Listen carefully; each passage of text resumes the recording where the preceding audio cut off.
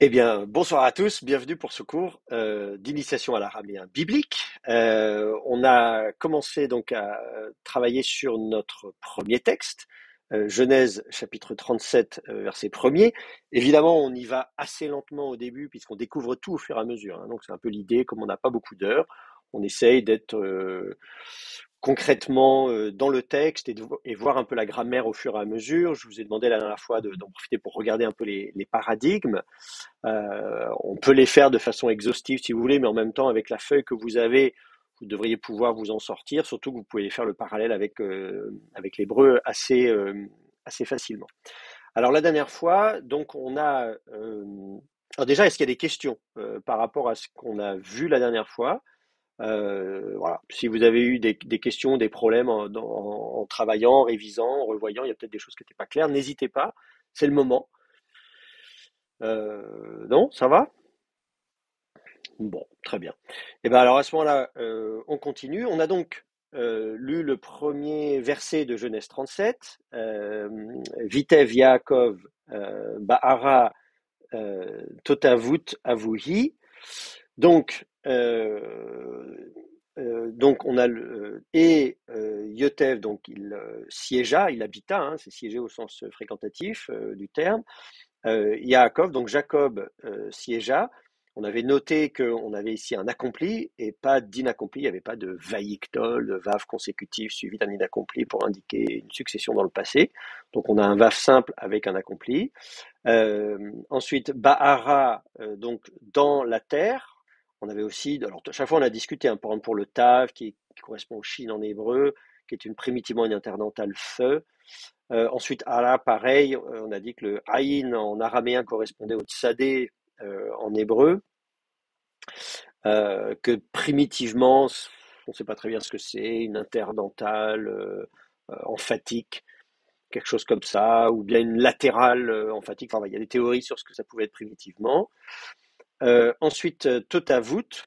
Donc là, on n'avait pas d'équivalent exact de Mégouré, mais c'est une autre racine qui est la même racine que le verbe yotav, en fait, concrètement, le verbe de siéger, hein, donc avec une préformante tav, et puis une finale out. On a profité pour montrer un petit peu justement ces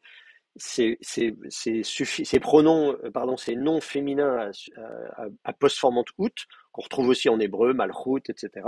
Sauf qu'en araméen, à l'état absolu, on n'a pas le tav. Alors qu'en hébreu, on a le tav même à l'état absolu. Ensuite, avouhi, son père, enfin, donc son père, avec, on a regardé le pronom suffixe, hi, qui est le pronom suffixe normalement qui est derrière un nom au pluriel. Mais c'est le même cas en hébreu d'ailleurs, où on a aviv aussi, donc ces mots irréguliers, av et ar, on va avoir le même phénomène en araméen. Donc vous aurez av et ar, mais effectivement avec des suffixes qui normalement sont derrière des noms pluriels. Ensuite, on s'en était arrêté là. Et alors on continue le texte. Be'ara, Dirna'an. Alors Be'ara, donc on retrouve ici, bon, préposition bête, donc ça, il n'y a pas de problème, on l'a déjà vu un peu plus haut, avec les mêmes règles de vocalisation, c'est-à-dire qu'on met un schwa. Là, dans mon petit module, ils n'ont pas mis du tout de vocalisation, d'ailleurs, je ne sais pas pourquoi ils n'ont pas mis de vocalisation, mais je suppose que dans le texte que je vous ai distribué, je vais vérifier ça tout de suite, dans le texte que je vous ai distribué, normalement, ils ont une vocalisation un peu plus complète. Oui, vous voyez, vous l'avez.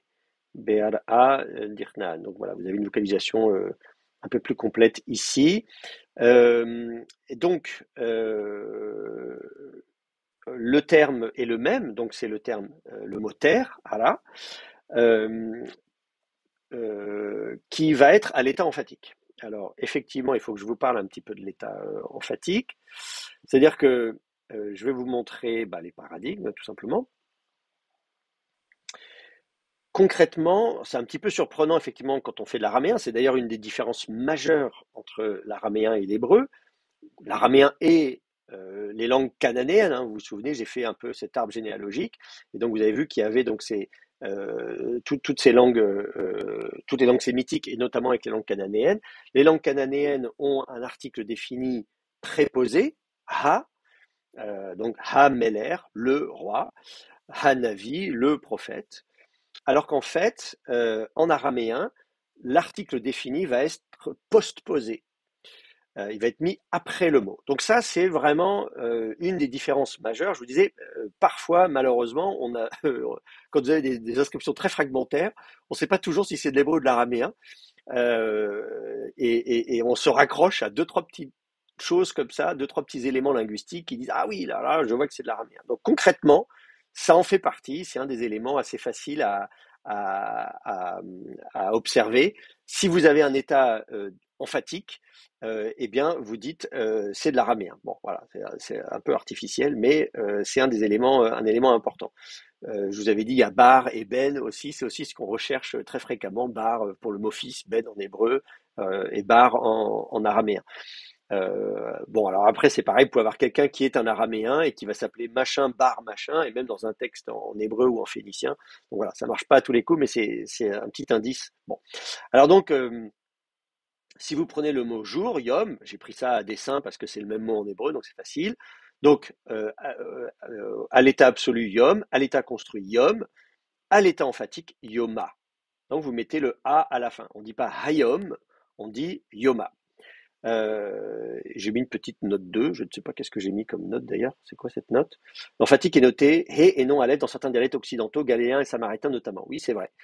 Euh, euh, euh, voilà, bah oui, tout est dit là en fait. Donc en araméen, galiléen et samaritain, régulièrement, l'état emphatique est noté avec un he au lieu d'un aleph, une mère de lecture he au lieu d'une mère de lecture aleph. Ce qui complique les choses parce que ça se confond facilement si vous prenez l'exemple du roi par exemple Meller. Voilà, vous avez Meller à l'état absolu, Meller à l'état construit, Malka à l'état emphatique, donc avec un son A à la fin qui est noté avec un Aleph, sauf que Malka, c'est aussi, si vous regardez la reine à l'état emphatique, c'est Malka comme en hébreu. Vous allez avoir Malka qui va être l'état absolu féminin, et le He à la fin vous indique l'état absolu féminin.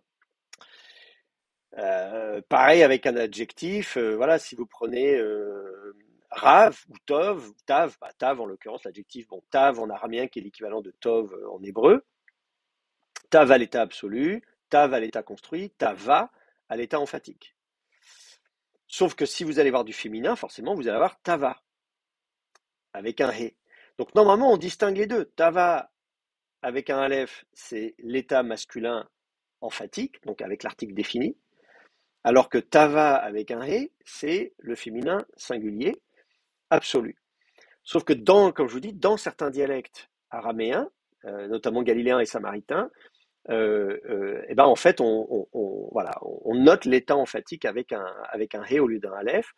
Ce qui fait que si vous tombez sur Tava, tout le temps vous posez la question, est-ce que c'est du féminin absolu ou du masculin emphatique? Bon, voilà, c'est un peu compliqué. Alors, on n'a pas beaucoup enfin, disons, si vous savez où situer votre texte, ça se passe plutôt bien. Mais quand vous êtes dans des milieux hybrides, bah, typiquement les manuscrits de la mer Morte, vous avez des manuscrits de la mer Morte où vous allez avoir une orthographe avec un he. C'est par exemple le cas d'un des, d'un des manuscrits du livre d'Enoch, le premier, 4Q201, donc qui date du deuxième siècle, a été copié au deuxième siècle avant notre ère, et qui a cette orthographe-là. D'ailleurs, j'ai posé la question donc j'ai écrit, j'ai fait ma thèse, hein, donc qui est publiée, et j'ai posé la question de dire c'est quand même surprenant que est-ce que c'est une coïncidence, disons, si le récit du livre d'Enoch est censé se passer du côté de l'Hermont, hein, puisqu'il y a des traditions, on dit que c'est sur le mont Hermont que les anges déchus descendent et prêtent serment au jour de Yéred, donc le père d'Enoch, etc. Donc toute la trame narrative du livre des Veilleurs, le première partie du livre d'Enoch se passe du côté de l'Hermont. On nous parle de Dan aussi, donc territoire de Dan, hein, tel Dan, c'est au pied de l'Hermont.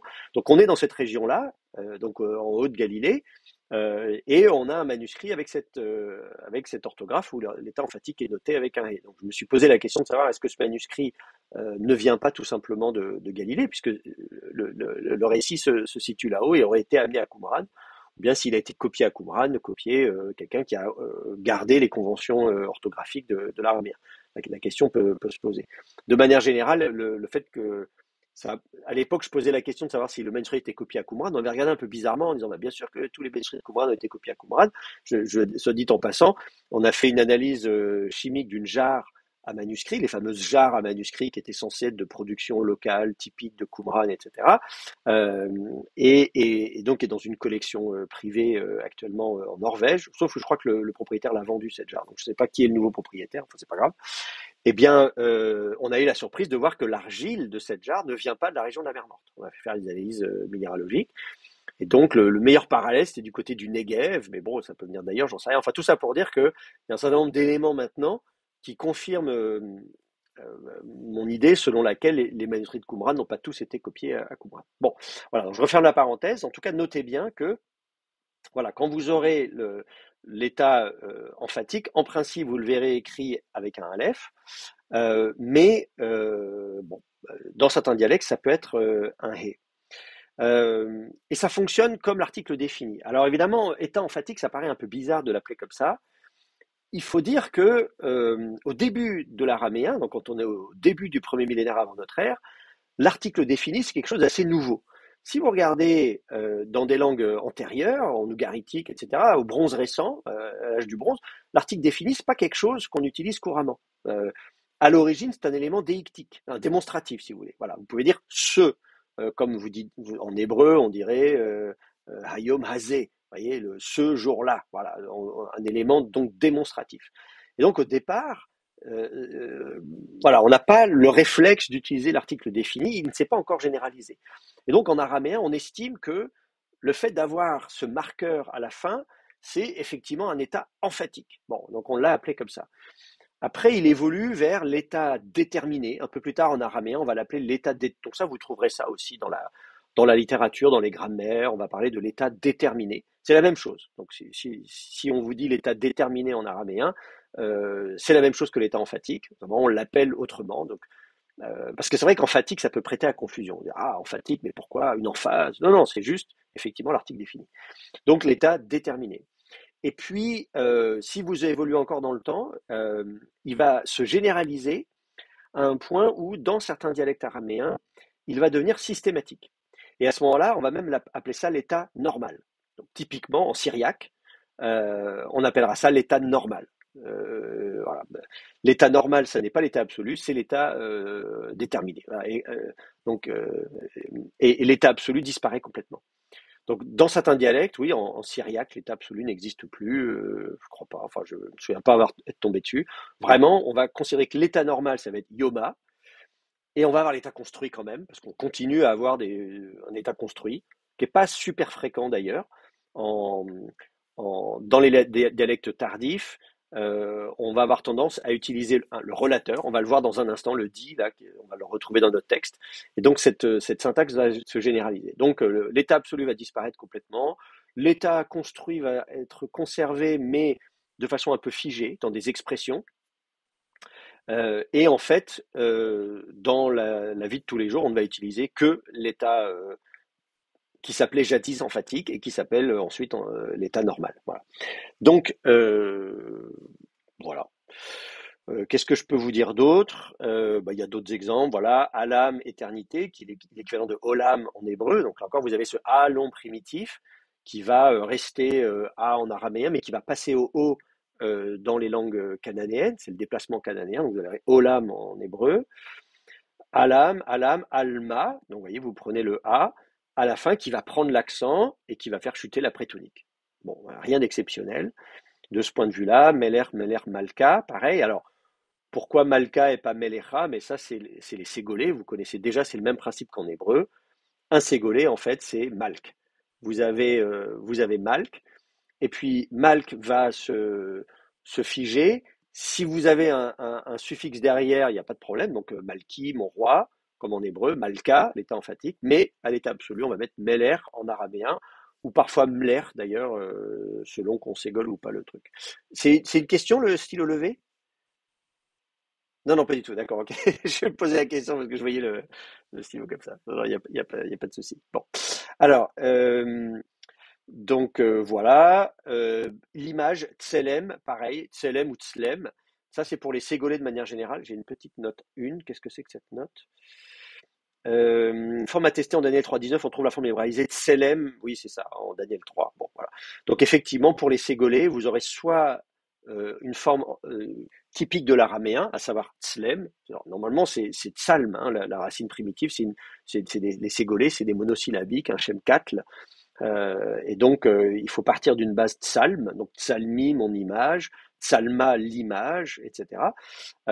Mais à l'état absolu, soit vous aurez une forme ségolée tselem, qui est plutôt sous influence de l'hébreu, soit une vraie forme araméenne, tslem, avec la chute. Donc, c'est la dernière syllabe qui prend l'accent et la prétonique va tomber. Voilà, je vous donne d'autres exemples. Ah oui, en plus, je dis c'est Shemkatl, Kitl, Koutl, c'est bien fait. Ça fait longtemps que j'ai fait ce paradis, je ne m'en souvenais plus, mais c'est bien, il est très complet. J'en profite pour vous montrer aussi l'état emphatique au féminin, par exemple de la reine, Malka. À l'état construit Malkat, bon, jusque-là c'est pareil avec l'hébreu. Et là, effectivement, la nouveauté, c'est que si vous mettez l'état déterminé, l'article défini, vous ne direz pas Ha Malka, la reine, mais vous direz Malketa. Et donc le A vient se mettre à la fin, il est suffixé. Donc évidemment, comme il est suffixé, il se construit avec la forme construite, justement. Voilà, il y a le tav, donc vous aurez le tav. Donc voilà, mais ça c'est chaque fois que vous construisez quelque chose derrière, en hébreu vous êtes habitué quand vous mettez un pronom suffixe, quand vous mettez un a de direction, etc. Voilà, vous le construisez sur la forme nominale et donc la forme nominale est justement construite. Voilà, Reva, la bête, Revat, Refta. Alors oui, donc le A prend l'accent, fait tomber la prétonique. Bon, voilà, rien de particulier. Là, le Tav ici n'a pas de dagesh parce que le shva qui précède est un shva voisé, hein, résulte de la chute d'une voyelle. Donc on se souvient qu'un élément vocalique, donc on ne met pas de dagesh. Refta, etc., etc. Igra, Igrat, Igarta. Alors là, justement, je précise que on a un dagesh quand même dans le Tav, ici aussi pour Medina, Medina, Medinat, Medinta. Je viens de vous dire que normalement une Bégat Kefat qui est précédée d'un élément vocalique, y compris un shfa voisé, n'a pas de dagesh, mais là on nous met un dagesh dedans. Donc ça veut dire qu'on a considéré que le shfa était devenu quiescent et non pas mobile. J'ai mis une note 3, je ne sais pas si c'est en rapport avec ça. Voilà, notez l'occlusion du Tav, que l'on rencontre notamment après une nasale, dentale ou schwintante. Voilà, autre exemple, avidta. Voilà, on a le dagesh. Donc, effectivement, la petite note 3, elle sert à ça. Euh, du coup, il faudrait vérifier si Gartha prend un dagesh ou pas. Si ça prend un dagesh, faudrait que je mette aussi la note 3 ici. Il faudrait que je la colle également. Bon, ça, en plus, toutes ces vocalisations-là, elles dépendent en plus des manuscrits, même massorétiques, hein. Si vous comparez d'un manuscrit à l'autre, vous n'aurez pas forcément tout le temps voilà, donc ça dépend d'une certaine manière d'une tradition de prononciation à l'autre, même dans la tradition massorétique. Et puis donc la royauté, Malchut, Malchut, Malchuta, voilà, rien de difficile. Donc si on prend le mot terre, maintenant, c'est un Shem Katl comme Meler ou Tselem. Donc à l'état absolu, je peux l'écrire du coup. Hop, hop, hop, hop, hop. Je vais vous écrire ça. Si je retrouve mon. Voilà. Euh, donc le terme Ara qui est là, qui est un Shem Katl. Donc, ça veut dire que primitivement, je vais mettre comment je vais faire ça. Donc, primitivement, on attend une forme Ar. Bon, ça, c'est la forme primitive. Ce qui va donner, si vous mettez l'état emphatique, vous partez de cette base-là, ou même un pronom suffixe, al i mater. Vous voyez, il n'y a pas de problème, c'est comme malki en hébreu. Et donc, à l'état emphatique, al a, la terre. L'état emphatique. Évidemment, si vous restez à l'état absolu, à l'état absolu, vous aurez euh, soit un ségolé, on pourrait imaginer une forme R qui serait donc sous influence de l'hébreu, mais qui serait pas très araméen, mais on peut trouver ce genre de ségolé parfois. Je l'ai jamais vu avec ara, mais pourquoi pas, hein. Ou bien tout simplement, voilà, on fait chuter la prétonique, et donc ça va donner à la forme absolue Allah.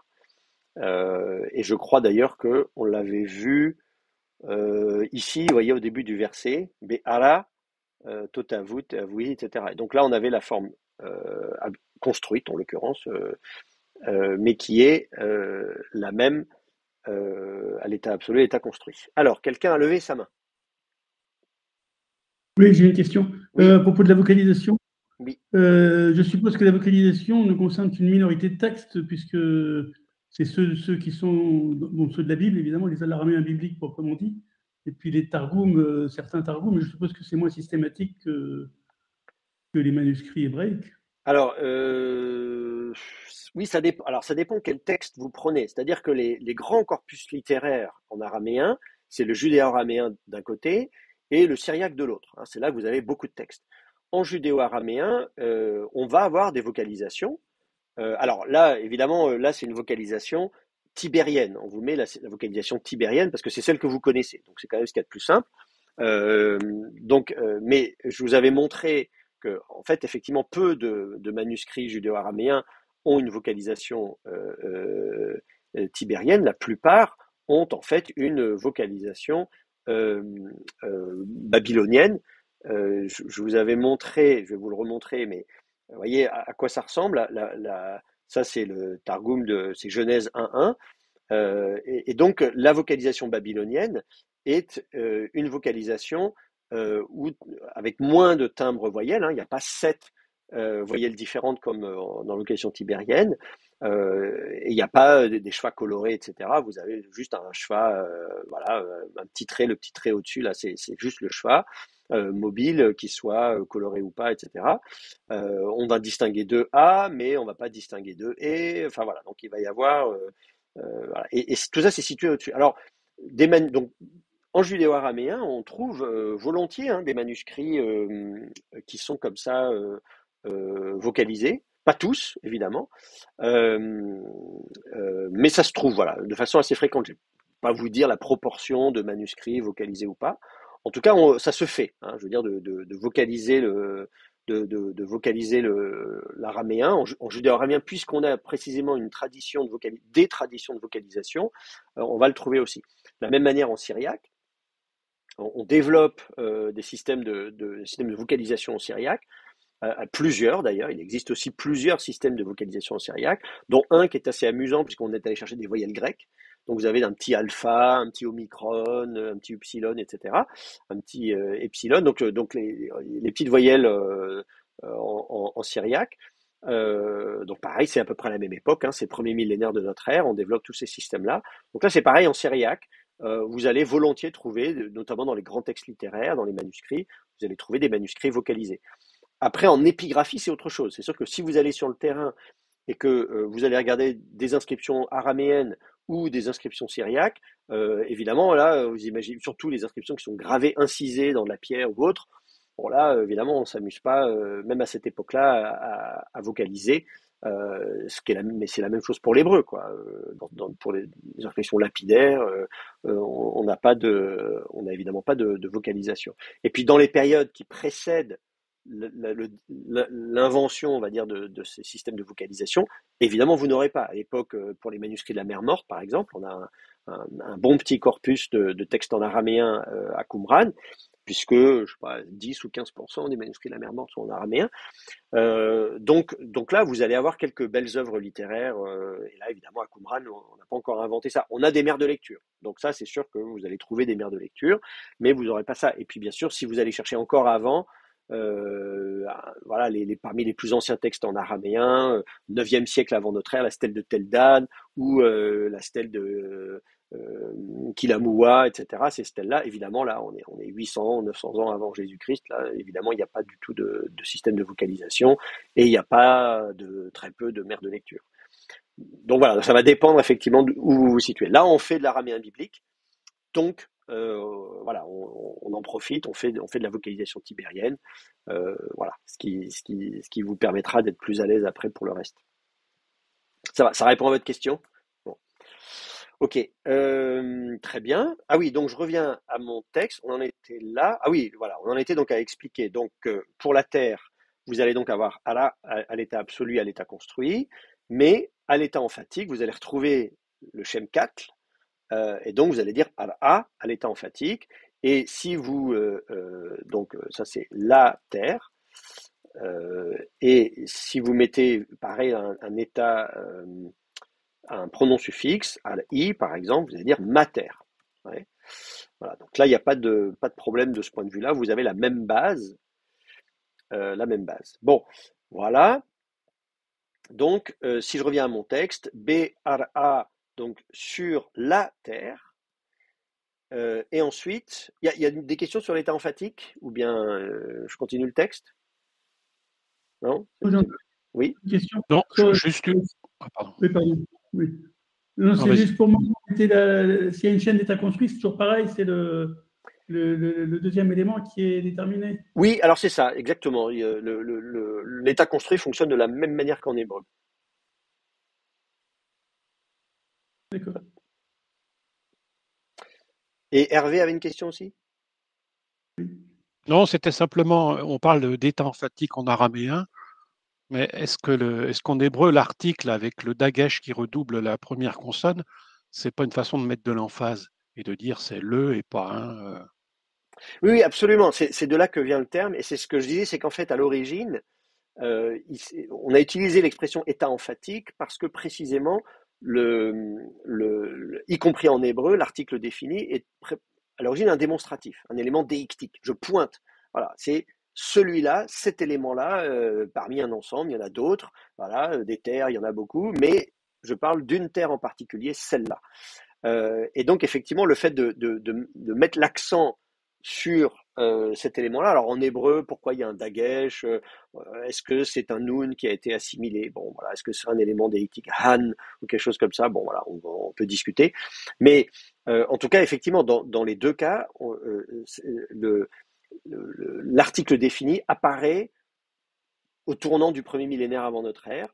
Et donc primitivement un élément déictique, un élément démonstratif, et qui qui se généralise pour devenir l'article défini, quoi, un élément juste défini, déterminé. Voilà.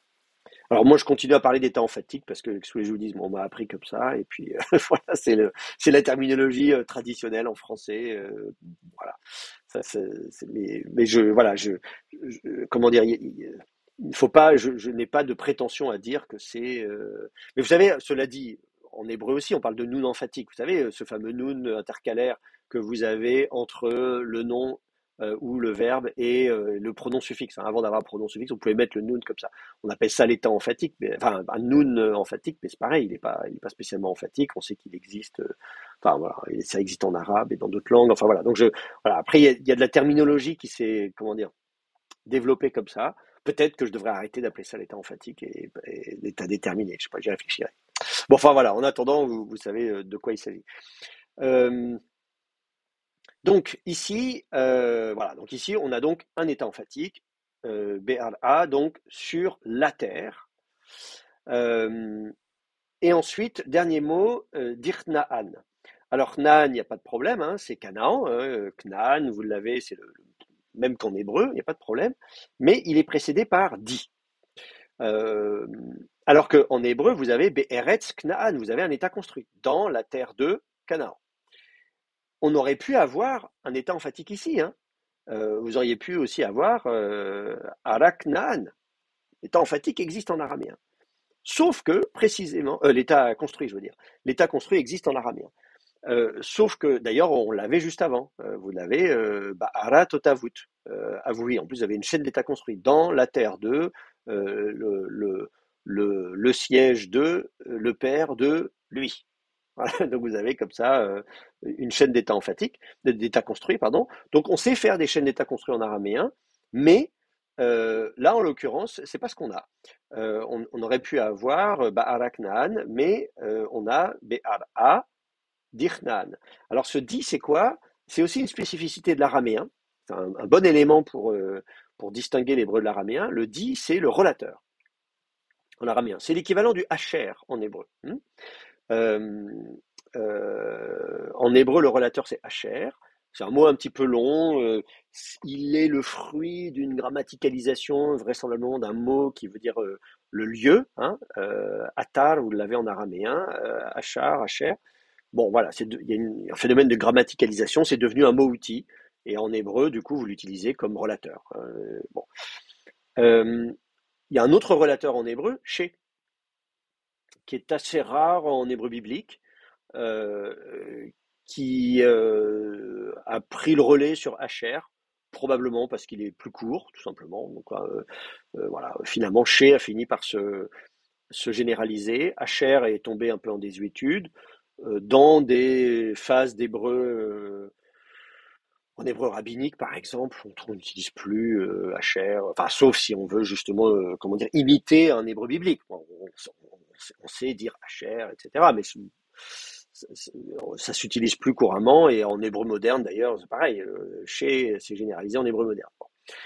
Donc le relateur chez, c'est généralisé en hébreu, et comme vous le savez, le relateur chez, il est préfixé au mot qui suit. Et donc, en fait, vous allez avoir le même phénomène ici avec di, la particule di, qui peut être soit indépendante, et donc vous allez pouvoir donc l'écrire soit de façon, voilà, donc di, donc ça c'est le relateur, ou bien vous pouvez le mettre le préfixer de, comme une préposition bête. Et à ce moment-là, la vocalisation fonctionne comme si vous mettez une préposition bête. Vous savez, bête, kaf, lamed, be, quelque chose, ou bi, si ça remonte en voyelle pleine, s'il est suivi d'un cheval, etc., etc. Bon. Donc ça, vous avez soit donc le relateur comme mot indépendant. Donc, on pourrait donc dire, donc, B, en l'occurrence, si on prend l'exemple qu'on a là, B, A, di, et puis ensuite Knaan, quelque chose comme ça. Voilà. Ou bien, vous pouvez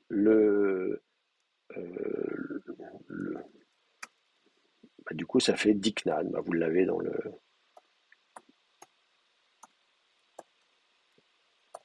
Voilà. Vous l'avez dans votre texte. Donc là, c'est pareil, il a été préfixé. Alors là, la voyelle I, vous la gardez parce que le kaf lui-même, il est vocalisé avec un schwa. Mais si on avait un autre terme, moi je ne sais pas si on prend B,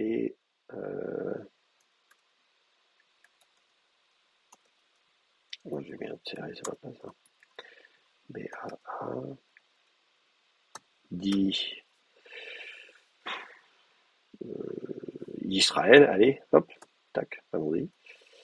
En terre d'Israël. Si vous mettez ça, à ce moment-là, la contraction, ça va vous donner de Israël.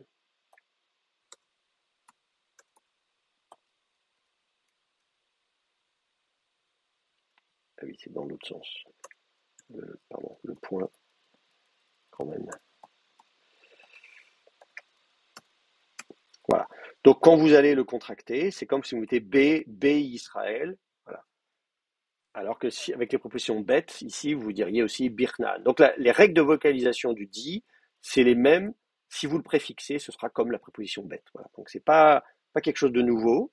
Ça, normalement, vous savez déjà. Voilà. Donc, soit vous l'écrivez de façon indépendante, soit de façon préfixée. Alors, si je compare avec le hacher en hébreu, le hacher qui est un relateur introduit en principe une proposition relative. La proposition relative, c'est une phrase, une proposition, voilà.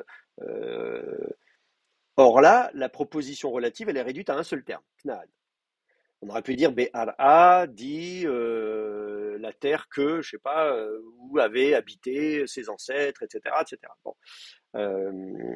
Voilà, Di, Yotev, Ba, Yaakov, un truc comme ça, j'en sais rien, enfin, ou Avouhi, un truc comme ça. Bon. Donc, normalement, le relateur, il introduit une proposition relative, donc une proposition complète.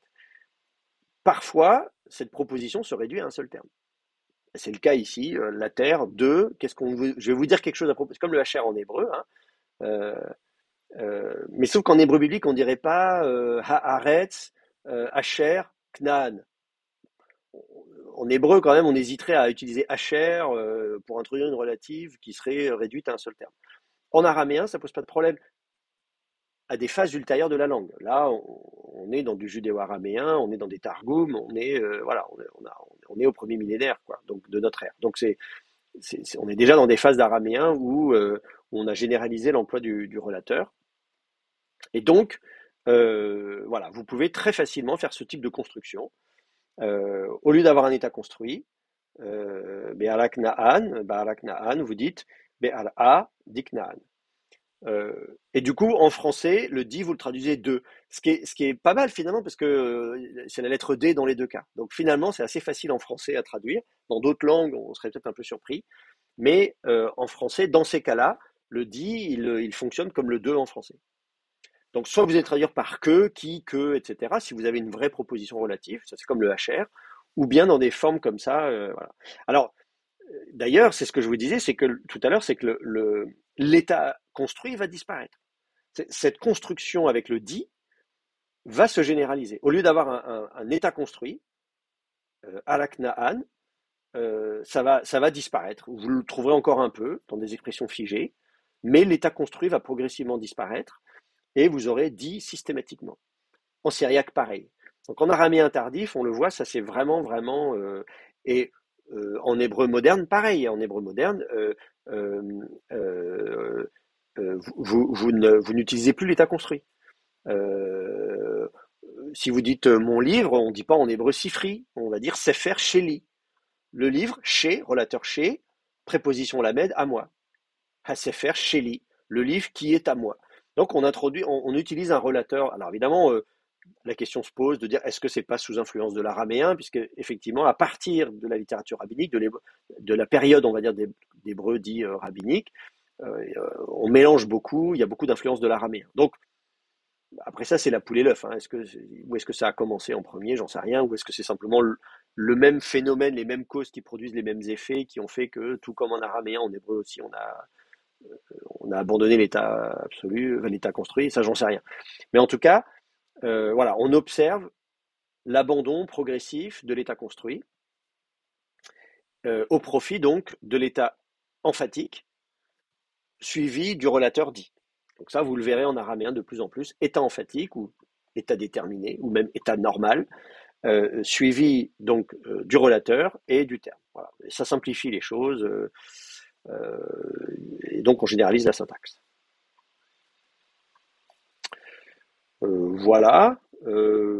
Sinon, le relateur, bah oui, c'est comme en hébreu après, donc je n'ai pas grand-chose à vous dire là-dessus. Je pense que vous devriez assez facilement vous en sortir. C'est bon pour vous, ça? Ok, bon. Vous me dites hein, si je vais trop vite, mais... Ok, très bien. Alors, donc, bah voilà, on a fini donc Be'al Diknaan, donc sur la terre, A, dit de Knaan, Canaan. On continue avec le verset 2. Bon, très bien. Alors, ce relateur dit, c'est vraiment une caractéristique de l'araméen. Ah si, quand même, autre chose à vous dire. Il provient... si, quand même, il faut quand même, je vous fasse un petit peu d'étymologie. Ce D, la lettre D, Dalet en araméen, provient... donc, je vais quand même je vais vous dire ça.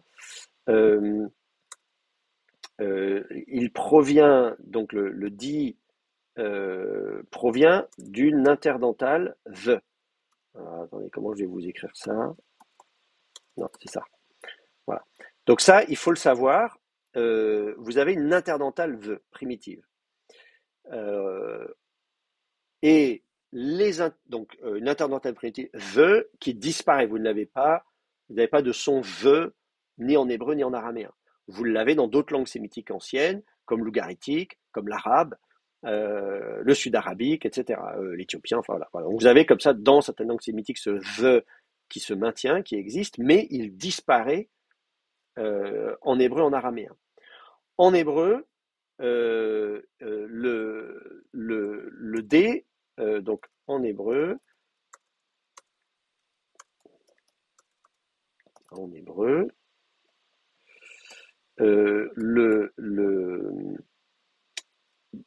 donc le the va devenir un zayin.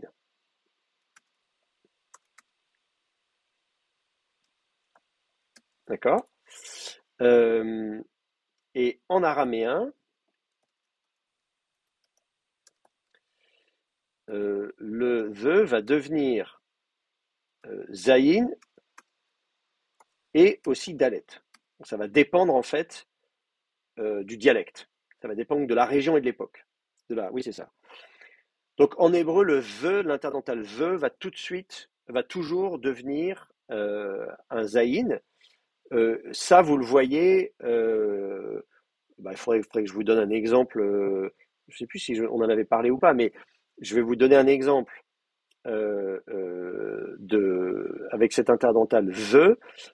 Si vous prenez de l'or, voilà. Donc je vais prendre un exemple. Voilà, exemple. Alors comment je vais mettre ça? Voilà, je vais mettre. Bon, voyons voir. Exemple. Si vous prenez la primitivement dhahab, qui veut dire de l'or. D'accord? Donc ça, en proto-sémitique, vous avez dhahab. Ça va donc donner en hébreu, il faut que je l'écrive en hébreu. Donc ça va vous donner zahav en hébreu. Ça c'est donc l'or, hein, en hébreu. Vous connaissez le terme or en hébreu. Je peux même le vocaliser. Zahav, donc en hébreu. Et ça va vous donner, il faut que je pousse un peu tout ça, hein. Ça va vous donner dehav en araméen. Donc ça, c'est un exemple d'un substantif. Et du coup, en araméen, si vous le vocalisez comme il faut, ça va vous donner quelque chose comme dehav, quelque chose comme ça. En hébreu, les deux A primitifs s'écrivent le premier avec un kametz, parce que bon, un A en syllabe ouverte s'écrit kametz, et un A en syllabe fermée mais tonique, finale, s'écrit aussi avec un kametz. En araméen, les deux vont s'écrire plutôt patard, et en l'occurrence, comme la prétonique tombe, le premier va tomber. Donc de l'or, en araméen, vous allez l'écrire dehav. Autre exemple, sacrifice. Voilà. Alors j'écrive, j'arrive à la fin de ma ligne, si j'y arrive. Non, c'est pas comme ça qu'on fait. Voilà. Exemple, donc vous allez avoir sacrifice, zevar en hébreu. Zevar, c'est un shem 4, hein, zevar. Sacrifice, donc en hébreu, va vous donner comme parallèle, vous allez avoir devar en araméen. Et un shem 4, soit vous le ségolez, vous faites un truc genre devar, un truc comme ça, mais sinon, en bon araméen, vous l'écrivez devar, comme ça. Donc, sacrifice, zevar en hébreu, dvar en araméen, parce qu'en fait, primitivement, c'est un the. De l'or, zahav en hébreu, dehav en araméen. C'est le même terme, c'est une primitivement, c'est une interdentale. Donc ça, voilà, vous avez... ça, c'est un truc, bon, voilà, il faut savoir. Juste une petite question, s'il vous plaît. Oui, je vous écoute. Oui, de var, là, on vient de voir de var ou de have. C'est une règle générale en araméen, une syllabe accentuée fermée rendra plutôt patar que kamat. Oui, absolument. Oui. Oui, absolument. Le kametz en araméen est réservé aux syllabes ouvertes. Ouverte. Je réfléchis, ou au A long. Si le A est primitivement long, il va être noté avec un kametz en araméen. Et ça deviendra un cholem en hébreu. Mais là, pour un A qui est primitivement court, il va être écrit Merci. patar. Donc là, voilà. Donc voilà, il faut savoir que cette interdentale the devient régulièrement un zayin en hébreu et un dalet en araméen. Alors, en araméen, j'ai dit dalet ou zayin, parce qu'en fait, là encore, l'araméen, on l'a vu, on a vu l'arbre généalogique, il y a des périodes différentes. Et notamment en araméen ancien, vous allez pouvoir le voir écrit avec un zayin. C'était le même problème pour la terre, voilà, où je vous disais, en araméen ancien, vous allez le trouver écrit avec un kof. Et ensuite, ça se déplace en ayin. Et c'était la même chose aussi pour le verbe siéger, wafaba, je vous disais, voilà, le fa primitif en proto-sémitique. En araméen, va plutôt être écrit avec un tav, mais en araméen ancien, vous allez pouvoir le voir écrit avec un shin. Donc, pour l'araméen, c'est intéressant de voir que ces interdentales n'ont pas toujours été écrites de la même manière en araméen, ce qui prouve qu'à l'oral, ils étaient maintenus. Parce que si à l'oral, ces interdentales ne se maintenaient pas, si elles avaient disparu, si effectivement l'interdentale the était devenu un de, à la lettre D, une dentale D, personne ne s'amuserait à l'écrire avec un zayin. Donc si on l'écrit avec un zayin, et ensuite avec un dalet, ou réciproquement d'ailleurs, si c'était devenu un vrai zayin comme en hébreu, on aurait continué à l'écrire avec un zayin. On ne se serait pas amusé à dire tiens, finalement, j'ai écrit avec un dalet au lieu d'un zayin. Voilà. Donc, s'il y a cette évolution-là ou cette incertitude en fonction des lieux et des périodes, ça veut dire effectivement que vraisemblablement à l'oral, au moins pendant une certaine période de temps, il y avait une fluctuation en fonction des dialectes araméens. Voilà. Et d'ailleurs, je note que le zayin en araméen se maintient en araméen d'Empire, notamment en Égypte. Et même après l'araméen d'Empire d'ailleurs, puisque dans certains rouleaux de Qumran, qui sont quand même du tournant de notre ère, hein, on a encore des manuscrits en araméen où l'interdentale the est écrite avec un zayin. Donc ça veut dire soit qu'à l'oral, on continue à la prononcer the, et on se dit, bon, très bien, comment je fais pour écrire ça? Parce que j'ai un phonème the, mais je n'ai pas de graphème pour l'écrire. Hein. Dans l'alphabet, j'ai que 22 lettres dans mon alphabet, donc j'ai pas de the, donc qu'est-ce que je vais faire? Bon. Ou bien ça veut dire qu'effectivement, cette interdentale the avait vraiment évolué vers un son ze en Égypte, dans le sud, et que du coup, voilà, c'est resté avec un son ze et donc écrit avec un zaï. Alors maintenant, j'en reviens avec mon relateur. Du coup, qu'est-ce que ça veut dire pour le relateur dit? Ça veut dire qu'en fait, je vais essayer de monter un peu tout ça. Ça veut dire que si vous appliquez ça au relateur dit, ça veut dire que dans ces dialectes araméens, où l'interdentale va évoluer, va être noté avec un zaïn ou va carrément évoluer vers un zaïn, eh bien en fait, vous allez voir écrit zi.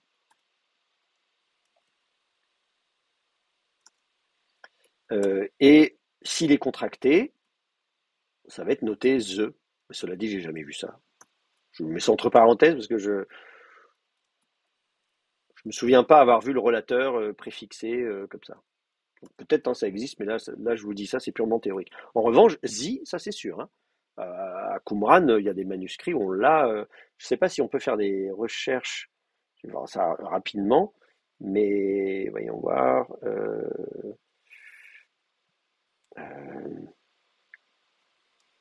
Si je dis que je cherche, je ne sais pas s'il le considère comme un mot différent dans le dictionnaire. Ici, là. Voilà, zi. Voilà. Vous l'avez zi à plusieurs reprises. Vous voyez, zi.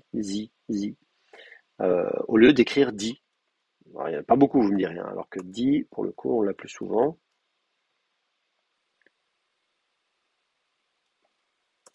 Voilà, on dit, vous l'avez beaucoup plus là, effectivement.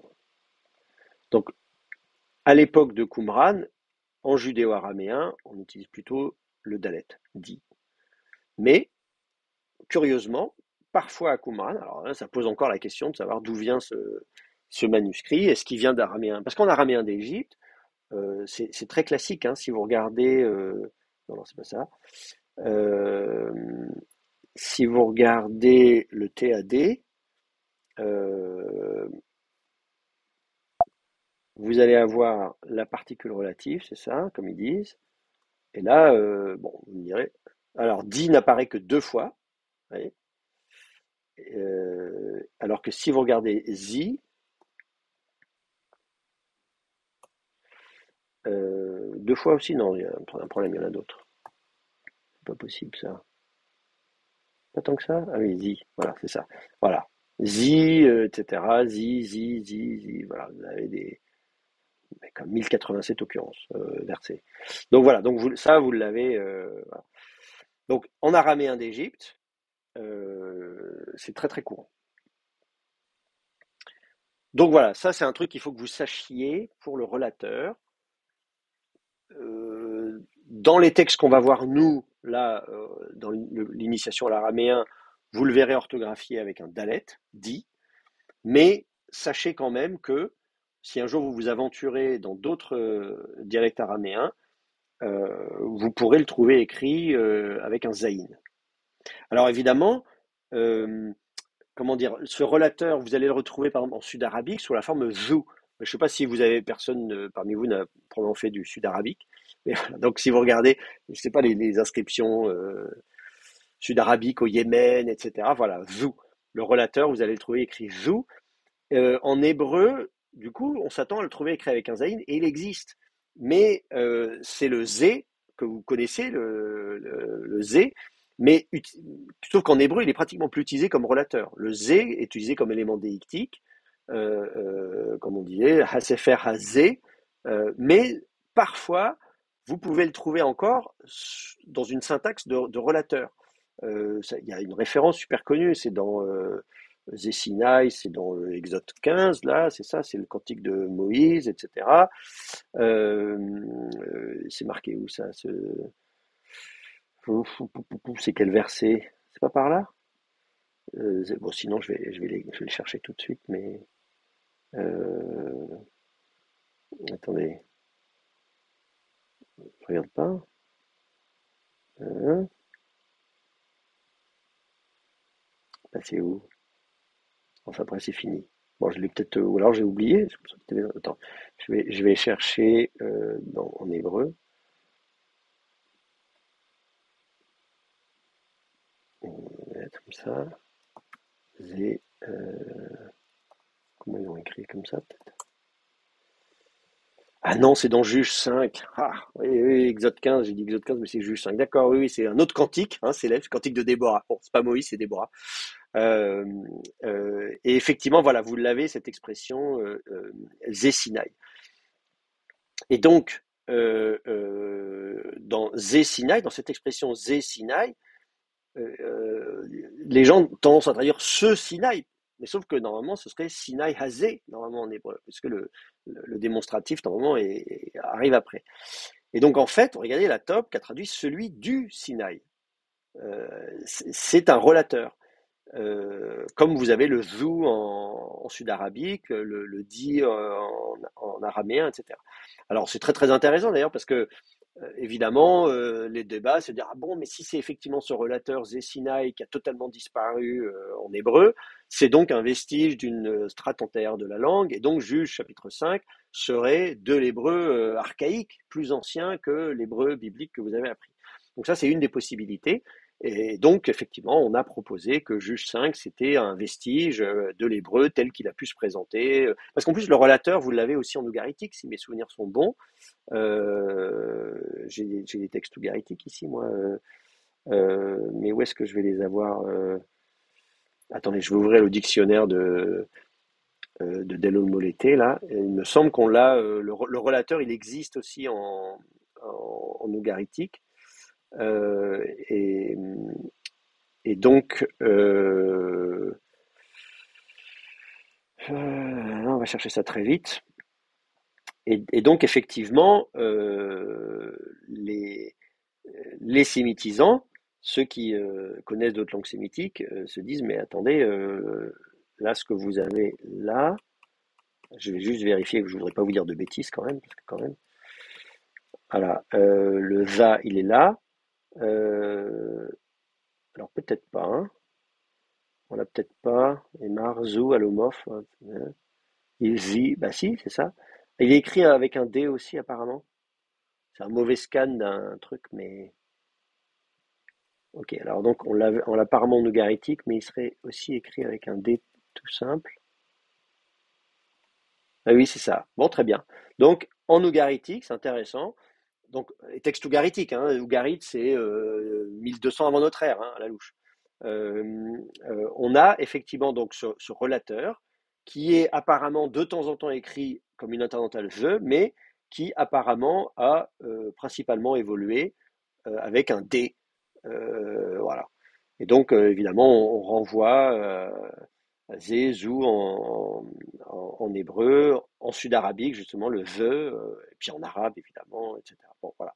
Donc, la question se pose quand vous lisez ce passage de Juge 5, de dire est-ce que finalement on aurait affaire à une strate antérieure de l'hébreu.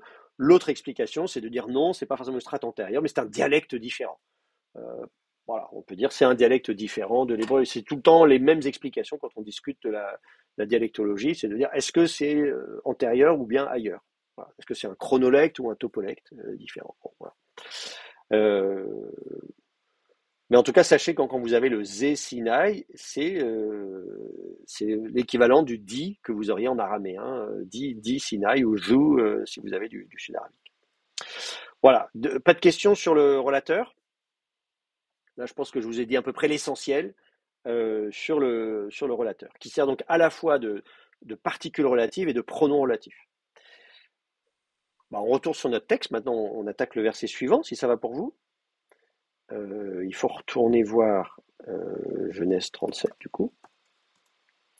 Voilà. Ensuite, le verset 2. Le verset 2, d'abord on le regarde en hébreu. Ele, Toldot Yaakov. Donc, voici ceci, hein, littéralement. Ele, c'est Ele, ceci. Sont, il faut suppléer le verbe être, hein, la copule. Toldot, donc les enfantements, hein, littéralement, donc on va dire les générations, les généalogies. Yaakov, de Jacob, 2 points. Ensuite, Yosef. Donc Joseph ben Shva Esre Shana. Donc Joseph âgé, donc fils d'eux, au sens de âgé d'eux, Shva Esre, donc 17 Shana, 17 ans. Haya Roé, il était faisant paître, hein, le verbe ra'av, faisant paître, et Echav, avec ses frères, Batson.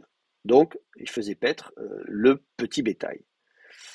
Vehu, et lui, était, là encore, suppléé, proposition non verbale, suppléé le verbe être, Nahar, il était donc un Nahar, donc un enfant, je sais pas comment, enfin c'est pas un enfant au sens enfant, parce qu'il y a Yelet pour ça, mais Nahar c'est un jeune garçon, voilà, on va dire un garçon. Et Bné, avec donc les fils de Bilha, Ve'et Bné Zilpa, donc et les fils de Zilpa, Néché Aviv, les femmes de Aviv, son père. Hein, vous savez que Jacob a eu ses enfants avec 4 femmes différentes, 2 épouses et 2 servantes. Vayavé, alors ensuite, c'est-à-dire il fit venir, hein, un fil consécutif, il fit venir, verbe beau venir, donc il fit venir Yosef, donc Joseph fit venir, et Dibatam, et là vous avez le terme Diba en hébreu, donc les nouvelles, hein, euh, les, les, les, les paroles d'Ibatam, leurs paroles, Ra'a, mauvaises, El Avihem, auprès de leur père. Bon, voilà.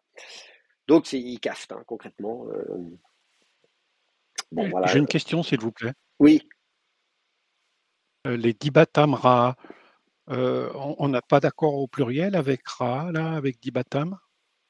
Ah non, parce que Diba est non, au. c'est l'heure c'est Voilà, l'heure au c'est ça. Il y a singulier, hein. une seule Diba. C'est la Oui, Diba oui, de voilà. eux Oui, qui est mauvaise. ok. Hmm. Voilà. Bon, voilà. Donc, ça, c'est pour l'hébreu. Maintenant, on va regarder l'araméen, évidemment. C'est ça qui nous intéresse. Illen. Ben là, voilà. Donc, déjà, vous avez l'équivalent du démonstratif. Vous avez elle en hébreu, illen en araméen. Donc, je vous avais distribué les paradigmes des pronoms. Je vous ai donné les démonstratifs. Voilà.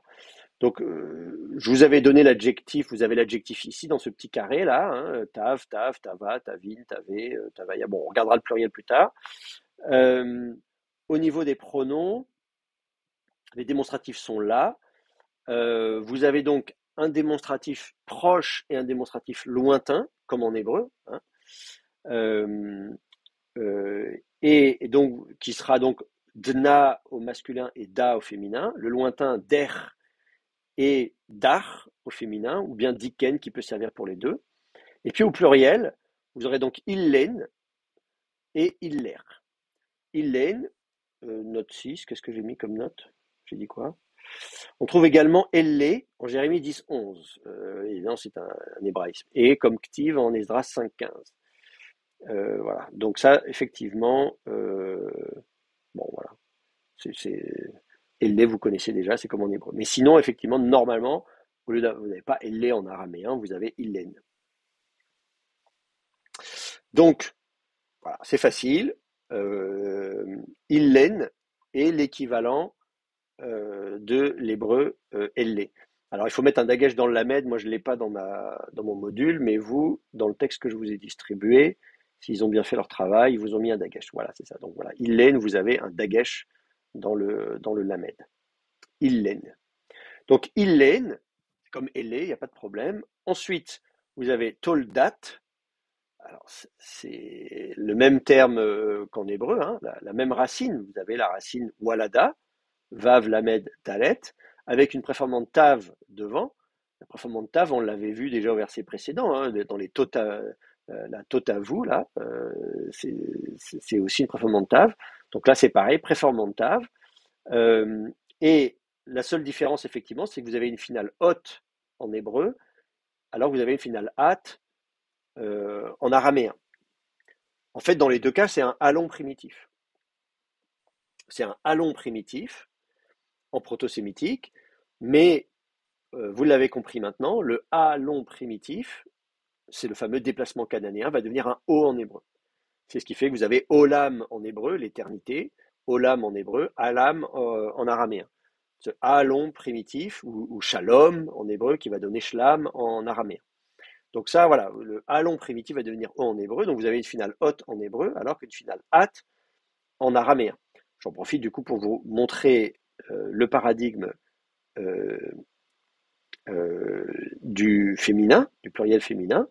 Donc effectivement, si vous prenez Malka, vous aurez Malkat à l'état construit, féminin singulier, mais avec un patard, mais vous aurez Malkat au pluriel. Donc là, vous auriez du hot au On devrait dire Malrat, non? Malchat, oui, oui, absolument. C'est un. En fait, c'est comme pour les ségolés, c'est-à-dire on va introduire une voyelle A, on part sur un schème catal au pluriel. Donc ça, c'est comme en hébreu, on va donc introduire cette voyelle A qui va tomber en l'occurrence, mais qui va quand même rester à l'état de vestige, ce qui fait que vous mettrez pas de dagage dans le kaf. Donc on va dire malchat avec un kametz. Donc c'est la différence, vous aurez patar ici et kametz là. Donc pareil, revat à l'état construit au singulier, alors qu'au pluriel, revat avec un kametz. Alors ça vous arrange pas, parce que c'est vrai que souvent en hébreu, le hot, vous avez une mère de lecture vav. On veut une finale vav-tav, vous savez, ah bah oui, ce sera bien, c'est du pluriel.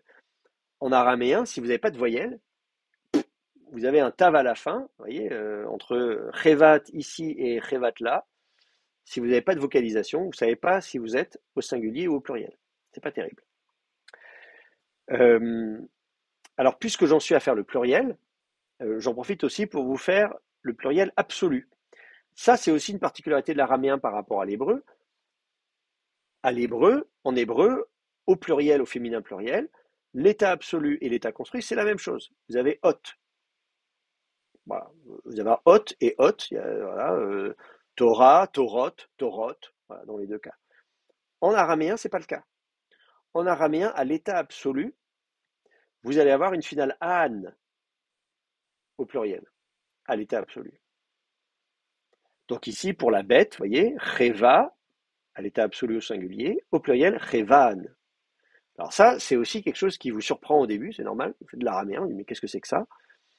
C'est du pluriel féminin, absolu. Et le tav, vous ne l'aurez qu'à l'état construit. C'est à l'état construit que vous, au lieu d'avoir chevan, vous aurez chevat. Et bien sûr, à l'état emphatique, je vous dis, l'état emphatique, le A postposé va se construire sur le nom, donc on va évidemment utiliser la forme construite. Donc vous aurez le tav ici aussi. Mais donc notez le pluriel emphatique féminin, revan, ça c'est un petit peu surprenant, vous voyez. Je prends un exemple, Médina, vous aurez Médinan, voilà, au pluriel, une province, des provinces, Médinan. À l'état construit, Médinat, pas de problème, au masculin. Au pluriel, de Médinan, vous passez à Médinat avec un kametz. Là encore, la seule différence ici, c'est vous passez du patin au kametz. Alors quand vous passez à l'état emphatique, vous mettez le A à la fin.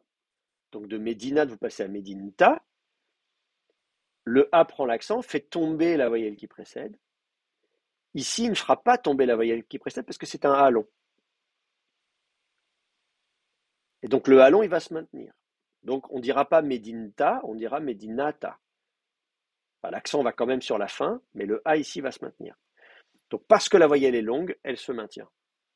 Et on sait que le A il est long, puisqu'en hébreu ça devient un O. Vous savez, Torah, Torot, Tova, Tovot. Donc vous savez que quand vous avez un O en hébreu qui est l'équivalent d'un A en araméen, vous savez que c'est parce que le A est long. Donc là on sait, voilà, Medinata, vous savez, donc le A ne tombe pas parce qu'il est long. Donc ça vous fait une différence entre Medinta au singulier et Medinata au pluriel. Chevta au singulier, Chevata au pluriel. Malketa au singulier, Malchata au pluriel.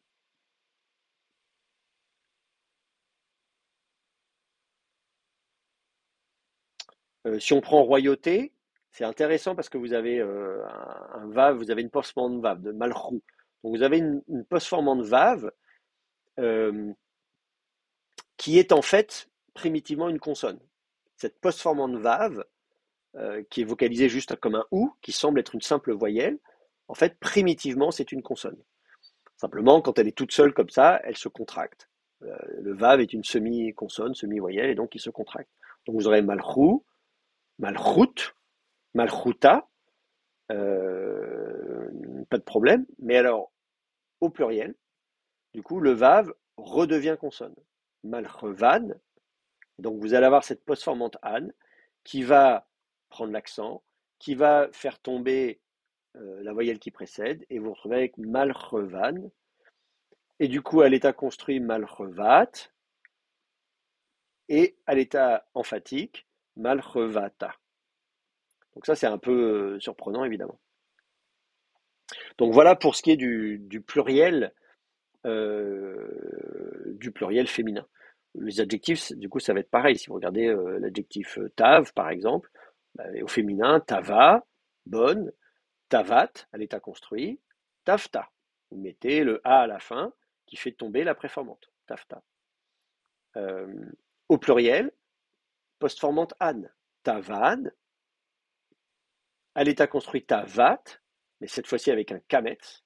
Donc vous voyez, tavat avec un patar, c'est l'état construit du singulier. La bonne de, la chose bonne de je ne sais pas quoi, alors que tavat, là ce sera les choses bonnes de. Alors, quand on vient de l'hébreu, souvent on se fait avoir, parce qu'on est habitué au hot, tovot, on aimerait bien avoir un hot, une finale hot, et là vous avez qu'une finale hat. Et puis ensuite pareil, à l'état emphatique, tavata, voilà, l'état emphatique qui va donc, où la différence c'est que là vous avez le A du pluriel qui se maintient, parce qu'il est long. Voilà, voilà. J'ai mis d'autres adjectifs, kaddisha, kaddishat, kaddishta, kaddishan, kaddishat, kaddishata. Voilà, donc ça vous pourrez repérer ça assez facilement. Et puis rav, l'adjectif rav, rabba, rabbat, alors évidemment rabta, et au pluriel je l'ai mis parce qu'il y a une duplication. Rav rav, on part sur une femme rav rav. Donc ça c'est un truc un peu plus compliqué, je vous l'ai mis, mais là bon, pas obligé de. C'est rav revan, rav revat, rav revata. C'est un petit peu compliqué, mais il y a une reduplication, c'est une racine bilitaire, donc du coup on va dupliquer. Bon voilà pour ce qui est du féminin pluriel. An, at, ata. C'est ça qu'il faut retenir concrètement. Donc ça veut dire que quand vous regardez votre texte, si je reviens maintenant à mon texte, quand vous avez toldat, avec un kametz tav à la fin, vous savez que c'est la finale féminin pluriel construit. Parce que sinon on aurait toldan. Ouais. Donc on sait, ce sont les générations de Yaakov. Voilà. Ensuite, Yosef, Var, Shva, Asre, Shnin. Bon, bah alors là, c'est pas très compliqué non plus. Bar, évidemment, est l'équivalent de Ben en hébreu. Donc ça, je vous disais, c'est un élément assez facile, disons, à repérer. Bar, Ben. Donc Joseph, fils de. Ensuite, Shva, Asre, Shnin. Bon, voilà. Donc Shva, Asre, ça, vous reconnaissez. Sheva, enfin, c'est la même racine. Là, Asre, c'est normalement un signe primitif. Vous voyez, là, comme Esre en hébreu. Mais dans des textes araméens et hébreux aussi d'ailleurs, à partir d'une certaine époque, le signe disparaît. Donc ça, c'est pas un phénomène propre à l'araméen. À vrai dire, vous auriez un texte en hébreu de cette époque-là, ce serait pareil. Le signe disparaît, il est remplacé par des samères. Tout simplement parce qu'on ne distingue plus la prononciation. C'est comme nous on prononce le signe comme étant un S, et on ne fait pas la distinction entre le signe et le samer. Quand on apprend l'hébreu, la prononciation qu'on apprend, enfin je ne sais pas comment vous avez appris l'hébreu biblique, mais voilà, le signe qui est normalement un phonème bien distinct, hein, qu'on ne sait pas très bien ce que c'est, peut-être une latérale, quelque chose comme ça. Je vous renvoie à Lipinski, on avait discuté déjà des grammaires comparées de langue sémitique. Ah oui, à propos de grammaire comparée, je remercie Hervé qui m'a effectivement signalé qu'il y a bien eu une deuxième édition du petit bouquin en français de Eliwick, qui a tenu compte de mes remarques. J'avais dit qu'il avait fait un petit précis de grammaire comparée des langues sémitiques en français, qui a le mérite d'exister parce qu'en français on n'a rien, mais je vous dis qu'effectivement quand il était sorti il y avait quand même pas mal de problèmes. Et donc, on m'avait demandé de faire une recension, donc un compte rendu, donc j'avais fait un article un petit peu long, et c'est bien, il a fait une édition corrigée, et même effectivement, j'ai vu qu'il me remercie de mes remarques, donc c'est bien, je suis content d'avoir pu servir à quelque chose. Bon, donc voilà, il va en parler aussi certainement dans sa petite grammaire, mais donc effectivement de ce son, de ce phonème. Peut-être quelque chose comme ça, qui est peut-être une latérale, ou on ne sait pas très bien, qui disparaît dans la plupart des langues sémitiques, mais qui se maintient en hébreu, c'est le fameux signe en hébreu, à défaut d'avoir une lettre dans l'alphabet pour l'écrire, on va l'écrire avec un shin, mais effectivement on va lui mettre un point à côté, ce qui prouve bien que jusqu'à l'époque des massorètes, on sait que c'est pas la même consonne. Je ne sais pas comment les massorètes prononçaient ça exactement, mais en tout cas on distinguait bien le shin et le sin. dans la prononciation. On l'a aussi en sud-arabique. En sud-arabique, on distingue ces deux phonèmes. Alors, on n'a aucune idée de la prononciation du sud-arabique ancien. Quand je parle du sud-arabique, je parle vraiment des langues anciennes, hein. Donc voilà, on ne sait pas comment cette consonne était prononcée, mais ce qu'on sait, c'est qu'il n'y avait pas cette consonne dans l'alphabet à 22 lettres, et qu'on l'a longtemps écrite avec un shin. On est allé chercher le shin en disant, bon, ça se rapproche le plus d'un shin, mais à un moment donné, on est plutôt parti du côté du samer. Ça se rapproche plutôt d'un samer que d'un shin. Donc on se dit, ça devait être quelque part, ça devait fluctuer entre les deux, ce qui fait qu'on a basculé du shin au samer pour noter ce phonème. Et après, ça se stabilise. Ça devient écrit durablement un samer. Et c'est ce qui explique d'ailleurs la prononciation moderne. Moi, le sin, je le prononce comme un samer, donc je ne sais pas faire la différence entre les deux. C'est pour ça qu'on fait des fautes d'orthographe, parce qu'on ne sait pas faire la différence. C'est comme quand on apprend le français. Ma fille, elle a 5 ans, elle est en train d'apprendre à écrire, et donc forcément, pour elle, c'est un peu bizarre le son S, tantôt c'est un C, tantôt c'est un S, tantôt c'est deux S. Bon, quand on apprend à écrire, c'est très compliqué de dire tout ça, ça se prononce de la même manière. Donc c'est le cas en hébreu moderne aujourd'hui. Le sin et le samer se prononcent de la même manière. Donc les Israéliens les enfants israéliens font des erreurs comme les nôtres. Et nous aussi, les étudiants qui étudions ces langues, on fait les mêmes erreurs. Bon, voilà. Donc ici, le chiffre 10 est donc écrit avec un samer, mais rassurez-vous, c'est pas un problème spécifique à l'araméen, vous avez le même problème en hébreu. Ensuite, shnin est l'équivalent donc de shana. Donc c'est shna, donc vous avez le même terme qu'en hébreu, bon ça c'est pas très compliqué, hein. Shana en hébreu va donner shna en araméen, la préformante va tomber, la prétonique va tomber. Donc on va pas dire shana en araméen, on dira shna. Et ensuite le pluriel sera, comme vous avez shanim en hébreu, eh bien vous aurez shnin en araméen. Vous avez le même phénomène qu'en hébreu. Vous savez, on se plante toujours parce qu'on pense que le pluriel de shana, c'est shanot. Shana tova, shana c'est du féminin, donc le pluriel d'un nom féminin, c'est au final hot. Donc le pluriel de shana, on pense que c'est shanot, et en fait non, c'est shanim. Ah, raté. Et ben, en fait, c'est la même chose en araméen. Vous avez shna au singulier. On pourrait penser que c'est du coup shnan au pluriel. Et ben non, c'est pas shnan, c'est shnin. Voilà. Bon, enfin, comme vous avez étudié l'hébreu avant, vous le savez. Donc ça, c'est facile pour vous. Mais imaginez-vous les gens qui apprennent l'araméen à partir de rien. Bon, c'est un peu bizarre. Donc là, vous aurez shnin avec, là encore, la différence qu'on a vue dès le premier cours entre l'hébreu et l'araméen. Final im avec mimation en hébreu, alors que vous avez final in avec nunation en araméen. La différence aussi, oui. Une remarque. Oui. Oui, entre l'hébreu et l'araméen, ici, on n'a pas tout à fait la même règle dans le pluriel des Voilà. années, hein, parce qu'on a shana au singulier en hébreu et on a au pluriel en araméen. Là. Oui, c'est ça. Et Alors, il y a l'état construit aussi, il y a l'état construit pour le chiffre. oui, alors état construit. Alors oui, donc c'est deux. Voilà, j'allais dire ce que Hervé vient de dire. C'est pas spécifique à Shana, hein. Cela dit, en hébreu, c'est quand même un peu compliqué. Quand vous avez des nombres au pluriel, vous allez effectivement les mettre au pluriel. Les substantifs qui sont qualifiés par ces numéros, les adjectifs numéros, hein, AUX à la fin, donc vont se retrouver au pluriel, sauf au-delà d'un certain nombre. Voilà.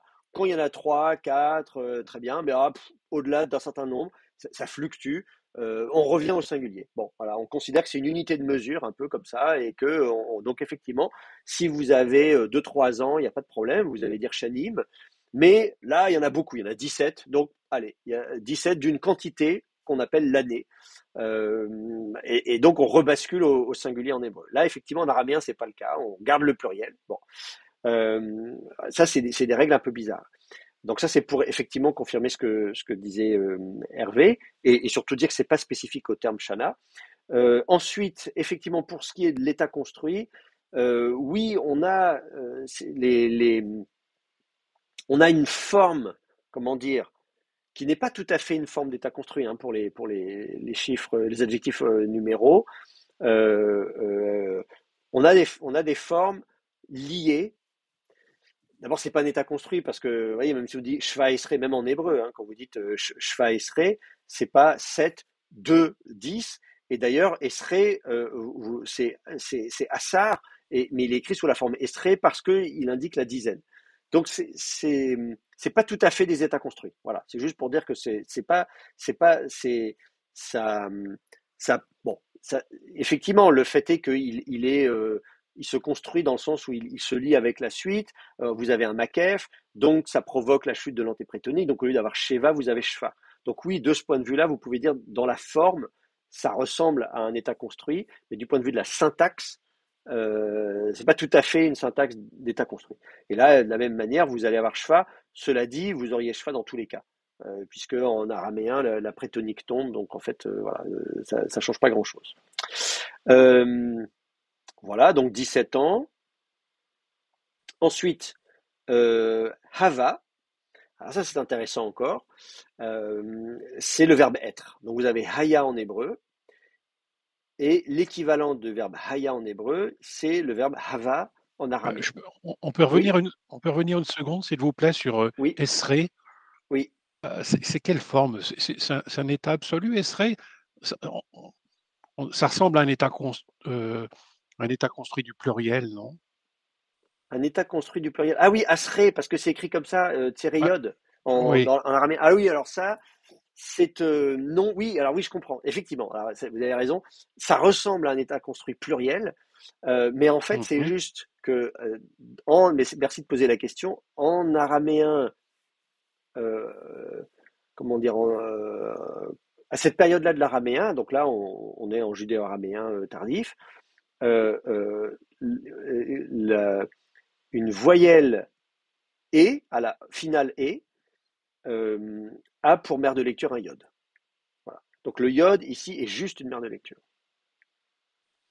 Alors évidemment, vous avez raison de poser la question parce que ça crée la confusion. Pour des gens qui n'ont pas l'habitude de ça, donc vous, typiquement, vous débutez, vous dites, bah, iode, c'est un pluriel construit. Sauf que Oui, parce non, qu'on le voit souvent, ça, hein. bah, bien sûr, oui, oui. Et donc vous avez raison de le signaler. En judéo-araméen tardif, mais d'ailleurs en syriaque pareil. D'ailleurs, je profite pour dire que ce serait la même chose en syriaque. Donc du côté des chrétiens, hein, concrètement, hein, c'est pareil. À cette époque-là, la mère de lecture pour une voyelle finale et, ce sera un iode. Voilà. Donc là, le iode est juste mère de lecture pour un son et ça n'est pas une forme du pluriel. Ouais, je suis d'accord que Merci. ça crée la confusion. On s'y fait, rassurez-vous, on prend l'habitude, mais c'est vrai que c'est un peu compliqué pour vous. Voilà, donc merci d'avoir posé la question. Euh, ensuite, voilà, donc ah oui, donc je reviens à ce que je disais, Hava est l'équivalent de l'hébreu Haya. Alors c'est super intéressant. Bon, c'est le verbe être. C'est évidemment la même racine, c'est pas une coïncidence si vous avez pratiquement les mêmes lettres. La seule différence, c'est qu'effectivement, vous avez un yod en hébreu et un vav en araméen. Alors, yod et vav sont évidemment des consonnes qui sont proches, elles ont ceci en commun que ce sont des semi-consonnes, semi-voyelles. Et donc, on le sait bien, parce que quand vous étudiez les racines concaves, vous allez faire le verbe koum et le verbe sim, donc vous avez déjà l'habitude en hébreu de savoir que Yod et Vav, même combat, quoi, hein, on est dans la même catégorie, ce sont des semi-consonnes, semi-voyelles. Donc là, on a un autre exemple où on voit effectivement que la même racine peut s'écrire tantôt avec un Vav, tantôt avec un Yod. Euh, euh, voilà. Et donc en hébreu, ça aura donné un Yod, et en araméen, un Vav. Ça vous éclaire aussi, y compris sur l'hébreu, euh, sur le tétragramme, tout simplement. Euh, euh, quand vous avez Yod He Vav He, et que dans Exode 3, on vous dit, je ne sais plus, verset 14, là par là-bas, euh, euh, Vayomer Elohim El Moshe Ehye Asher Ehye, hein, très bien, donc le fameux je suis qui je suis, et il lui dit, Vayomer Ko Tomar Livne Israël, Ehye Shlachani Alechem. Donc, Ehie m'a envoyé vers vous, et là on voit qu'Ehie c'est donc, voilà, il dit ça, bonjour, je m'appelle Ehie, voilà, c'est son, Donc, voilà, c'est son nom propre. Ehyeh m'a envoyé vers vous. Et ensuite, vous avez la même chose au verset 15. Ko tomar el bnei Israël. Ainsi tu diras. Et là, c'est le tétragramme, Yahvé. Alors, vous avez une incise, Eloé, Avotehem, Eloé, etc. Et ensuite, Shlachani Alechem.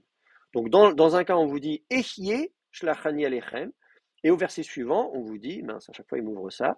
Et au verset suivant, on vous dit Yahvé Shlacheni Alechem. D'accord?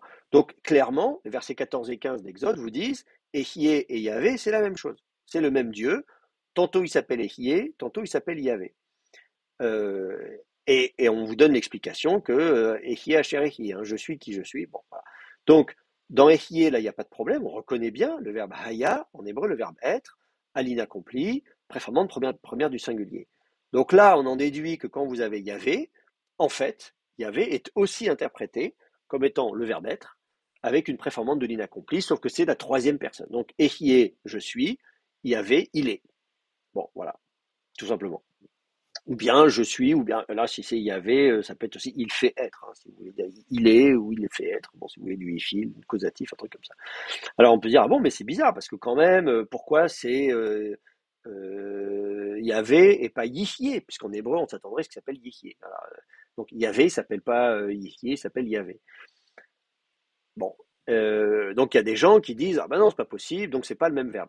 Bah, sauf que maintenant que vous avez fait de l'araméen, bah, vous savez qu'en fait, bah si, en fait, le verbe haya et hava, c'est le même verbe.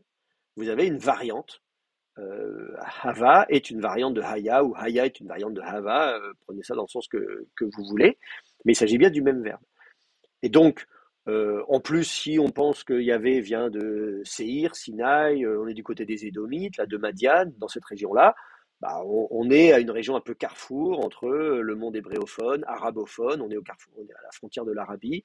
Donc, la dialectologie, elle est. Vous avez un gradient. Ce que je vous disais, c'est que voilà, quand vous passez le Jourdain ou du côté du golfe d'Aqaba ou d'Elat, quand vous passez d'un côté ou de l'autre, les gens ne changent pas brutalement de langue. Donc, quand on fait un peu plus de dialectologie des langues ouest-sémitiques, nord-ouest-sémitiques, on voit bien que tout ça, c'est très perméable. Je vous avais parlé au premier cours, par exemple, des inscriptions de Der Allah.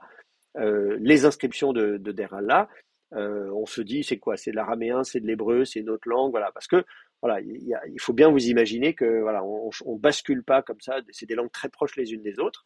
Donc, on peut tout à fait imaginer que dans certains dialectes hébreux proches de là-bas, on disait Hava plutôt que Haya, et réciproquement, etc. Ou bien que pour le rédacteur d'Exode 3, il connaissait très bien l'araméen et qu'il savait par l'araméen que Hava était aussi une variante de Haya, et donc ça lui a fait penser au verbe être. En tout cas, voilà, ça explique, ça vous permet de savoir pourquoi est-ce que le tétragramme a été interprété comme étant construit sur le verbe être, comme étant une forme verbale du verbe être Hava. Ça correspond bien à de l'araméen. Et du coup, d'ailleurs, en araméen, vous l'aurez, hein, vous aurez Yehévé quand vous le conjuguerez. Alors, je vois qu'une main est levée. Je ne sais pas qui a levé la main.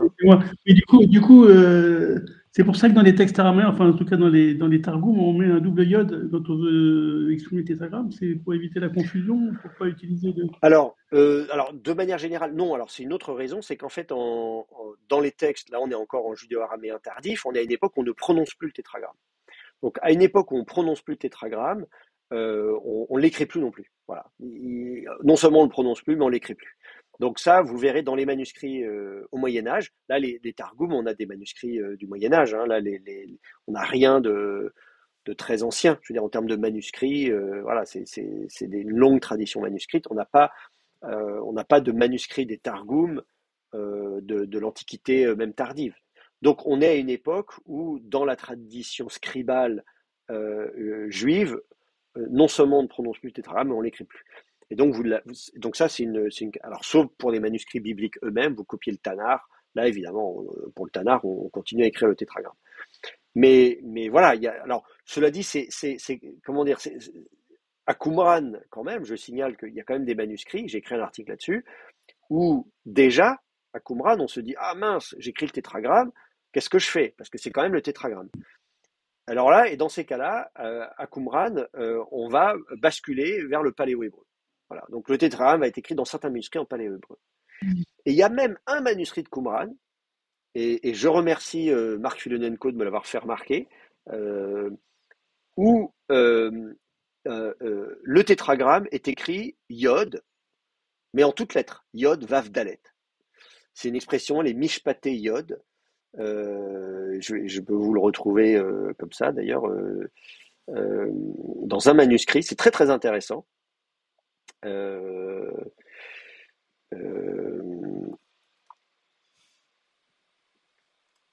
voilà, vous l'avez dans 4Q Et ça ne leur 511. pas de problème d'utiliser le verbe être, alors de le conjuguer en l'écrivant, en écrivant le tétragramme, en fait, quand ils écrivent le Alors verbe être. effectivement, oui, alors effectivement, ça c'est une très bonne question. Du coup, qu'est-ce qu'on fait quand en araméen on conjugue le verbe être, puisque c'est le verbe hava? Si je conjugue le verbe être, je ne vous ai pas mis un petit paradigme avec le verbe être, peut-être pas quand même, non, parce que je vous ai mis juste le verbe fort. Bon, alors effectivement, oui, on peut faire le verbe être. C'est un verbe qui est plusieurs fois faible. Enfin, ça m'embête parce que je ne voulais pas trop vous embêter avec ça tout de suite.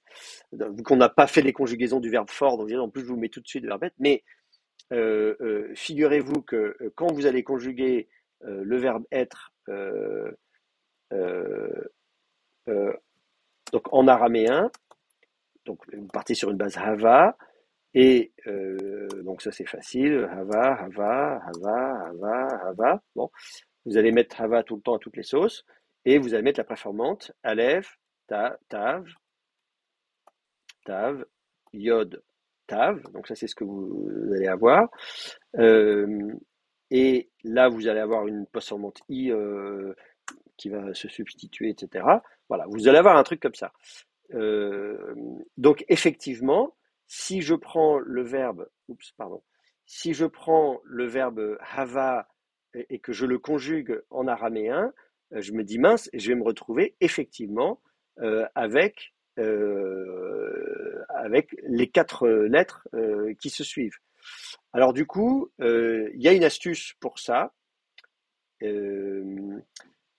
Alors, bon, tant que j'y suis, je vais le vocaliser, hein. Ça va vous donner. Euh, bon, le problème, c'est qu'il est. Non, pardon. Où est-ce que. Non, c'est ça.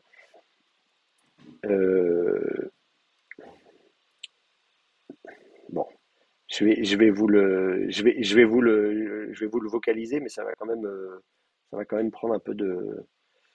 Comme je vous dis, il a d'autres complications puisque vous avez aussi des gutturales, etc. Donc, je ne voudrais pas passer trop de temps non plus là-dessus, mais bon, en même temps, c'est un verbe très fréquent, donc ça vaut peut-être quand même le coup de le mettre. Donc, vous allez avoir Eheve. Normalement, c'est un chefin, hein, comme vous avez Dictol, Ectol, etc. Et là, évidemment, il va être coloré. Et puis, vous allez avoir un serré à la fin. Donc, Eheve. Vous allez avoir ensuite Teheve.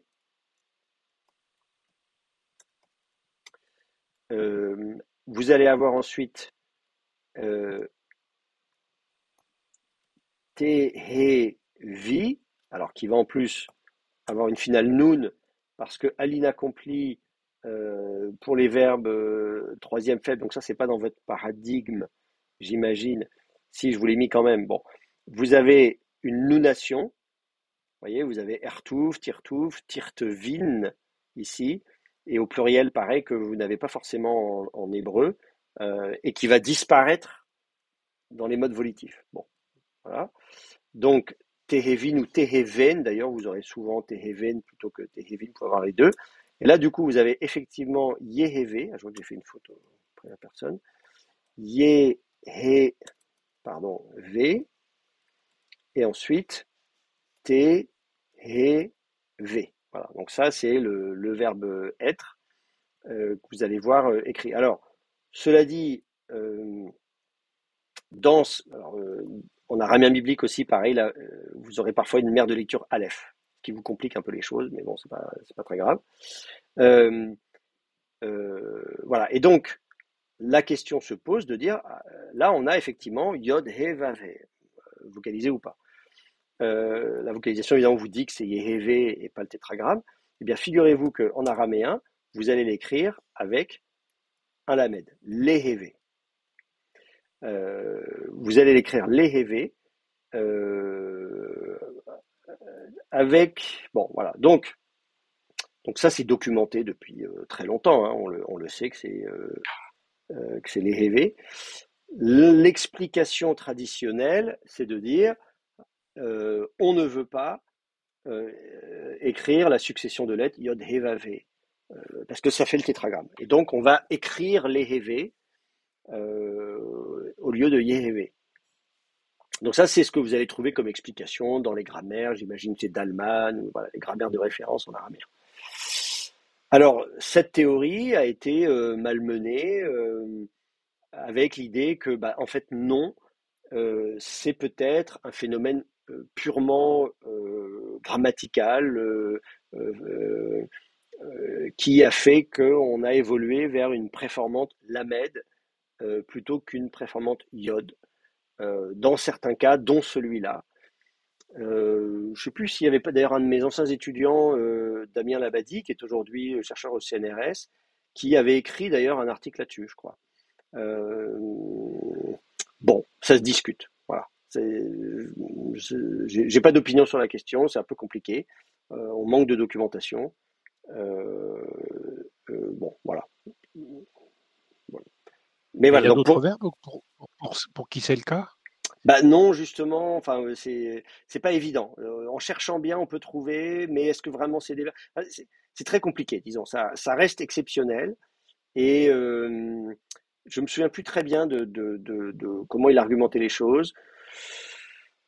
Je pense qu'en fait, c'est parce qu'on le trouve.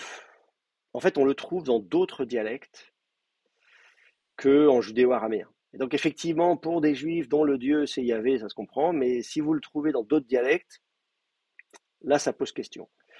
Donc, je comprends l'idée, mais n'empêche que, dans mes souvenirs, à part ce verbe-là, on ne le trouve pas beaucoup. Donc, voilà, il faudrait que je relise tout ça. Voilà, moi, j'ai pas creusé la question. Vraiment, je me suis pas penché sur ce problème-là. Je sais aussi que, par ailleurs, on le trouve parfois écrit avec un yod, Yehévé. Moi, je l'ai trouvé. Je ne sais plus où, mais je sais qu'en araméen, dans des textes, je me suis fait la réflexion d'ailleurs en disant bon bah là voilà, on l'écrit avec un yod tout simplement, pas de problème, voilà. Euh, donc voilà, il faudrait savoir pourquoi. Je ne sais plus d'ailleurs où est-ce qu'on le trouve écrit avec un yod, mais ça peut-être je peux le trouver. Ce qu'il faudrait regarder, c'est justement dans des textes en hébreu. Donc par exemple, moi je ne sais pas, en araméen d'Égypte, si j'ai le verbe hava. C'est ça qu'il faut regarder, il faut chercher le verbe hava. Ah oui, alors en plus ils l'écrivent comme ça, parce que c'est une troisième faible, celui-là, mais évidemment on va le chercher avec... on peut pas l'écrire... Ah oui, pardon, faut que je fasse comme ça. Attendez, il faut que je mette le... que je dise que c'est un verbe, que c'est deux lignes accomplies, troisième, masculin, singulier. Hop. Ben voilà, vous l'avez là, Yehévé, voilà. Voilà, typiquement, vous voyez, Zi, Yehévé, Kol, voilà, Kol, Zi, Yehévé, tous ceux quiconque, qui sera, Al, etc., etc. Bon. Donc effectivement, on le trouve écrit comme ça. Donc si c'est une évolution purement phonétique, bah, faut signaler qu'en araméen d'Égypte, donc là on a des textes d'époque achéménide, hein, c'est l'araméen d'Empire, d'époque perse, écrit en araméen. Faudrait, voilà, là par exemple, ça pose pas de problème. Il faudrait regarder, pardon, il faudrait regarder à Qumran comment il est écrit. Mais il me semble qu'à Qumran, effectivement, il va être écrit. Je peux pas le copier.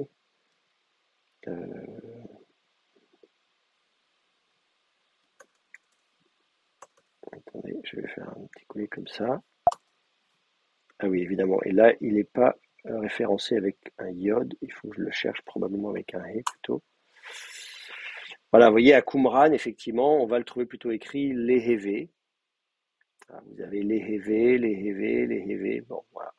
Donc, effectivement, on constate que Lehévé est écrit comme ça. Là, je vois qu'il est écrit de temps en temps Yehévé, mais à chaque fois, il s'entrecrochait. Donc, il faudrait trouver des occurrences où il est écrit effectivement Yehévé, euh, pas en restitué, mais vraiment attesté sous cette forme-là.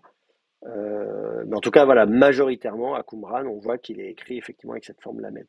Donc, effectivement, est-ce que c'est pour ça qu'effectivement, bon, l'idée de dire, regardez, on a araméen d'Égypte, voilà, c'est pas des juifs, donc là, ils écrivent Yehévé, et là, à Qumran, on est chez des juifs, ils écrivent Yehévé, donc c'est une volonté religieuse, etc. Moi, j'en sais rien. Enfin, voilà, je vous dis, j'ai pas creusé la question, il faudrait bien reprendre toute la documentation pour voir si c'est effectivement clair ou pas la raison de cette écriture, Lehévé au lieu de Yehévé.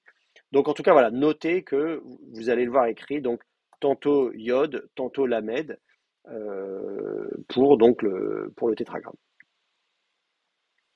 Enfin, pour le tétragramme, comment dire, pour le verbe être, et donc la question du Lamed, est-ce que c'est pour éviter le tétragramme ou pas?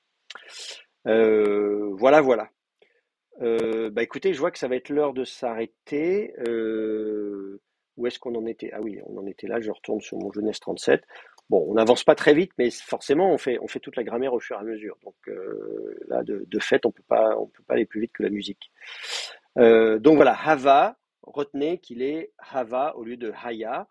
Et ensuite, pour ce qui est de la vocalisation, bon, bah voilà, vous faites tomber la prétonique, donc vous mettez un shfa sous le he, et que vous colorez parce que c'est une gutturale. Donc vous écrivez Hava. Il était. Il était Haya, Hava en araméen. Est-ce qu'il y a des questions pour ça? Pour le verbe Hava au lieu de Haya? Non, c'est bon. Très bien.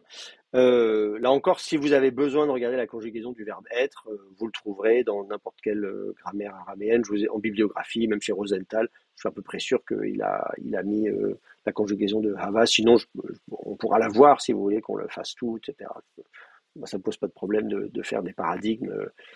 Moi, j'aime bien ça, mais je préfère qu'on avance dans le texte si ça va Bon. pour vous. Il est passé Rogenthal, hein, je crois. Hein. Et il n'est pas dedans. Bon, alors vous le trouverez chez Je Dalman. crois. Voilà. Voilà, c'est évidemment un verbe très fréquent.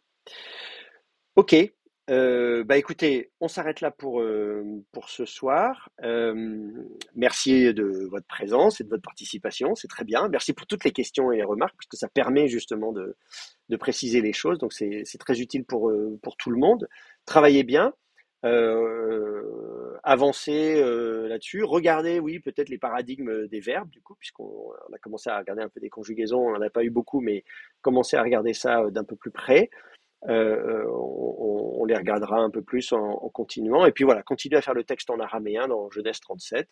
Notez des questions si vous en avez. Et puis voilà, on avancera tranquillement la prochaine fois. D'accord?